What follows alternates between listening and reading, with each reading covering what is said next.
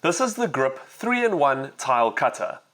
It can make straight cuts, mitered cuts, and even drill holes. It's designed for DIY use, cutting glazed tiles up to 12mm thick and drilling holes in tiles up to 8mm thick, while the tile size capacity is 400mm. So a very user-friendly tile cutter, with adjustable fences ensuring a straight cut at any angle up to 45 degrees. To make a cut, set the angle and width on the fence. Insert your tile and push the handle forward, allowing the scoring wheel to score a line on the tile. Lift the handle and place the braking lever over the scored line. Apply gentle pressure to break the tile. To drill a hole, mount the drill assembly above the hole in the back of the cutter.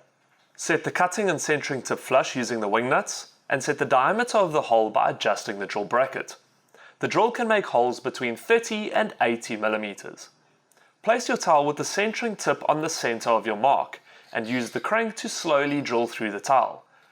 Now take your time and don't apply too much pressure or you could damage the tile. The cutter is made from steel and cast aluminium and has non-slip vinyl acetate pads with a ridge down the center to help crack the tiles.